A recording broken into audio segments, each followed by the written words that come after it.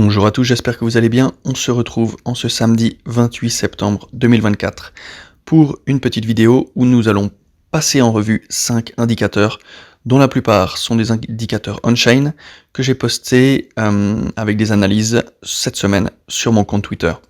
Donc je vais faire ça de temps en temps et puis n'hésitez pas si vous avez envie que je fasse un tutoriel sur une des plateformes dont je vais parler aujourd'hui. Donc on va commencer tout de suite par la Fear and Greed Heat Map.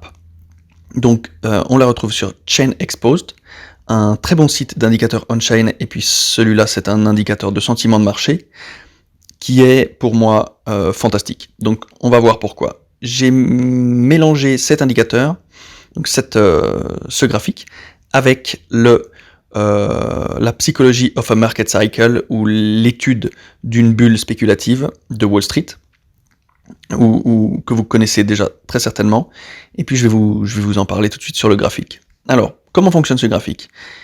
C'est le graphique du BTC, vous l'avez sûrement remarqué, avec des bulles, des petits points de couleur froide et de couleur chaude. Plus on arrive dans les couleurs chaudes, plus on est dans le greed, l'euphorie, plus on est dans les couleurs froides, plus on est dans la peur, le bleu, le vert. Après, on part au jaune, à l'orange et au rouge. Donc, il mesure le sentiment de marché sur une échelle de 0, peur extrême, à 100, habilité extrême, cupidité et compagnie. Comment est calculé cet indicateur ? Alors, il utilise beaucoup de statistiques, des enquêtes, des études sur les réseaux sociaux. Il regarde les réseaux sociaux, il regarde Google Trend, il regarde le momentum, il regarde d'autres choses comme ça, la volatilité, et puis on voit que c'est quand même assez fantastique. Donc on va regarder ça tout de suite. Je vais vous remettre les études de bulles spéculatives sur la droite. Donc nous voyons que les marchés sont cycliques, face cachée, la réalisation, donc au grand jour, l'euphorie, l'éclatement d'une bulle, face cachée, réalisation, etc., etc. Au début, dans la face cachée, il y a les investisseurs initiés. On le voit ici en 2019, au plus bas du bear market. Ensuite, nous avons un décollage, mais toujours caché. Les gens n'y croient pas forcément. Et les investisseurs institutionnels arrivent avec les premières consolidations et très souvent un piège baissier. Et on voit que en mars 2020, durant le Covid, il y a eu beaucoup de peur sur le marché. Ensuite, nous passons à la télévision. Donc les télés s'allument, tout le monde parle du Bitcoin, les retails arrivent, on passe dans l'euphorie. Et les investisseurs initiés, les investisseurs institutionnels déchargent leurs bagues sur le grand public. Et ça, c'est la phase que nous attendons pour faire du profit. Enthousiasme, cupidité, illusion. Nouveau paradigme. Pour ceux qui étaient là en 2021, savent très bien de quoi je parle. On voit le Bitcoin à 100K, rien ne peut nous arrêter, Elon Musk est avec nous, etc., etc. Boum, gros crack, et on voit que le sentiment tombe rapidement dans la peur, et remonte rapidement quand même dans le greed, avec du déni, un retour à la normale, mais finalement, boum, peur, capitulation, et on rentre FTX, Luna, bleu, hop, désespoir total. Et on est de nouveau dans une phase cachée, où les investisseurs initiés sont là, décollage. Investisseurs institutionnels avec les ETF, on est dans la phase de réalisation, donc au grand jour, on commence à voir qu'il se passe quelque chose. Première consolidation et un piège baissier, comme en 2020. Peut-être qu'on ira plus bas pour piéger encore plus les gens, peut-être pas. Ce que je vous ai mis sur mon tweet, c'est ne vous laissez pas distraire par le prix. Parce que, à mon avis, et ceci n'est pas un conseil en quoi que ce soit, nous sommes là où nous devons être. Et on voit que les ETF sont arrivés en plein dans la phase institutionnelle qui pour moi n'est pas une coïncidence. Enfin, en tout cas, ça coïncide bien avec nos études de bulles de Wall Street. Est-ce que l'histoire va se répéter ? À vous de voir. Et je reparlerai de ces indicateurs quand on sera en plein dans l'illusion, la cupidité extrême, etc. N'hésitez pas à aller sur Chain Exposed pour aller voir vous-même le graphique sans tout ce que je vous ai écrit dessus. Donc voilà pour la première analyse. Hop. La seconde, c'est l'Investor Tool. L'Investor Tool sur Check On Chain, un très bon site d'analyse on-chain. est très simple et très puissant, comme je vous l'ai mis ici. On a une SMA 2 ans, la ligne rouge, et une SMA 2 ans multipliée par 5, la ligne verte. Alors c'est tout bête, hein, mais on voit que c'est quand même très intéressant pour nous. Regardez. Donc on voit qu'au début, il y a une première touchette suivie d'un top, et si on prend cette première touchette donc de la SMA 2 ans x 5, et on part 3 ans après, nous arrivons au halving.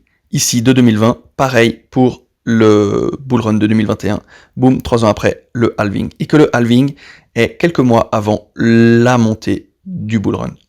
Et on voit aussi qu'à partir du top jusqu'au bottom, on a un an pour ce cycle et pour celui-ci. Est-ce que nous allons vivre la même chose? Je ne sais pas, mais personnellement, je prends le pari. Vous voyez, ça c'est un indicateur tout bête, mais il faut quand même un petit peu de travail pour regarder les similitudes. Ensuite, ça c'est de l'analyse on-chain pure, que j'aime beaucoup faire. Donc on a le prix du BTC en noir et le true min price en bleu. Qu'est-ce que le true min price? Le true min price, c'est comme un realized price. Si vous ne savez pas ce que c'est le realized price, je vous l'explique en 2-3 secondes. C'est le coût réel moyen de l'achat de tous les bitcoins. Imaginons qu'il n'existe que 2 bitcoins. J'achète le premier à 10 000, et puis vous achetez le deuxième à 20 000. Bon, eh bien, le prix moyen global de tous les bitcoins, et dans cet exemple, c'est 15 000. Donc 1 à 10, 1 à 20, donc c'est 15. Donc le prix réel moyen du bitcoin serait à 15 000, alors que le prix du marché, c'est l'offre et la demande. Ça, vous êtes au courant.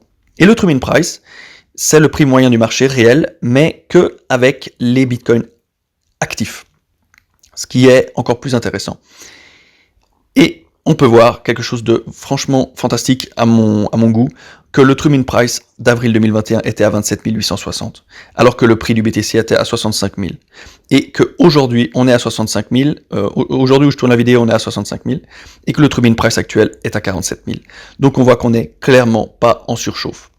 Et ensuite, je vous ai parlé du AVIV ratio. Donc le AVIV ratio, c'est un petit peu comme le MVRV, mais avec le true min price. Donc, alors je vous explique très rapidement là, mais si ça vous intéresse, je vous fais des tutos sur les indicateurs on-chain que j'utilise, mais n'hésitez pas à me dire ça en commentaire, je ne sais pas du tout si ça vous intéresse ou pas. Donc, faites-le moi savoir.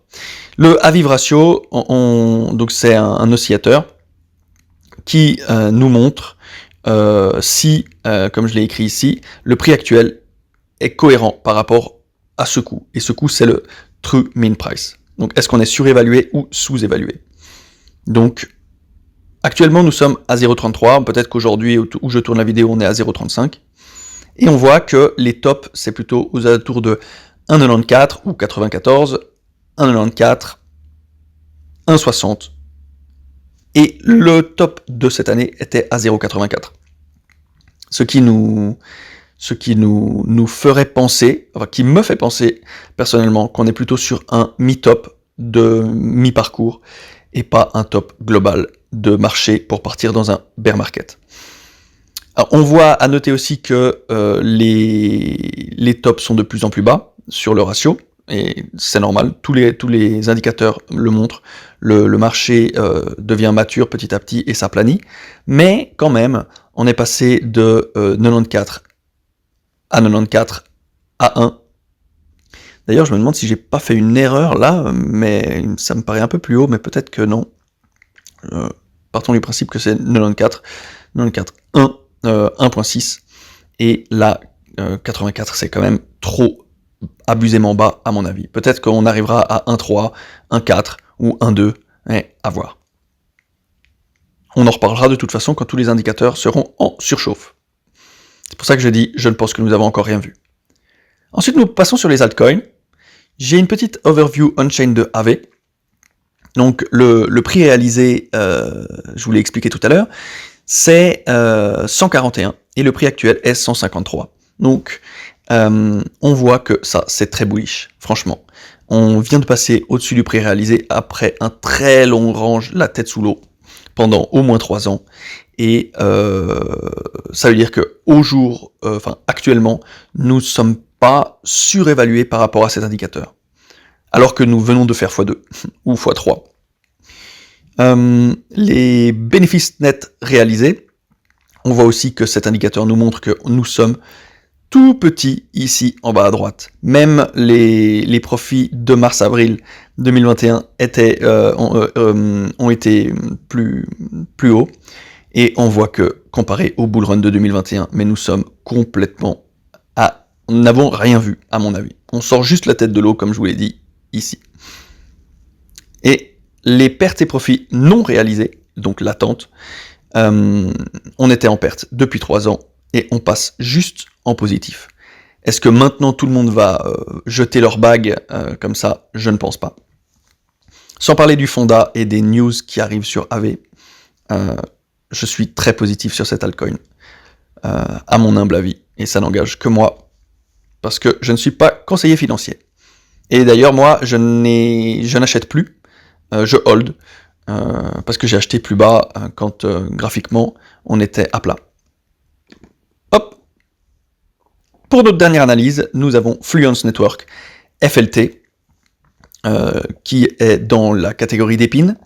Malheureusement, depuis, j'ai posté ça il y a 3 jours, je crois, si je vais voir en bas, le 24 septembre, donc il y a 4 jours, et puis finalement, il a pris 40% depuis, donc les chiffres ne sont plus à jour, il est à 38 centimes de dollars, il me semble, mais le prix réalisé doit être toujours aux alentours de 0,13, 0,14.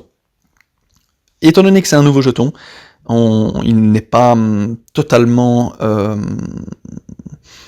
utile de l'analyser tout de suite, mais ça nous donne quand même une petite idée. Cette fois-ci, là, nous avons un prix réalisé 2 fois moins haut que le prix actuel. Donc, il faut faire attention, mais malgré tout, vu que c'est un nouveau altcoin, je ne regarde pas vraiment ça. Le SOPR, on est complètement dans l'eau. Hop. Pour vous donner une petite information, qu'est-ce que c'est le SOPR? Si on est en dessous de 1, on a un biais baissier, en dessus, on a un biais haussier, au milieu, à 1 à peu près, on est neutre, parce que en dessous de 1, les tokens se vendent à perte, enfin se déplacent, et en dessous de 1, se vendent avec profit, et en dessous de 1, se vendent à perte. Excusez-moi, je m'en mêle les pinceaux. Donc là, on est complètement sous l'eau, hein. Voilà, complètement sous l'eau. Bon, maintenant que le prix a fait x2, à voir. Il faut que je retourne là-dessus, et je vous tiendrai au courant tous les quelques mois avec ces indicateurs. Et puis mon dashboard Arkham, où je suis les big whales qui ont du Fluence token, enfin du FLT. Si vous voulez un tuto sur Arkham, n'hésitez pas. Donc là, j'ai fabriqué ce petit dashboard où je suis le top 1, top 2, top 3, etc. holder, et dès qu'il y a un mouvement, je mets à jour le dashboard. Ça me permet de voir s'il y a de la vente en haut lieu ou s'il y a de l'achat. Voilà. Donc écoutez, ce sera tout pour aujourd'hui. J'espère que ça vous a plu. N'hésitez pas à me dire qu'est-ce que je pourrais améliorer, et puis qu'est-ce que vous attendez de cette chaîne YouTube. Voilà. Je vous souhaite un très bon week-end, et à bientôt.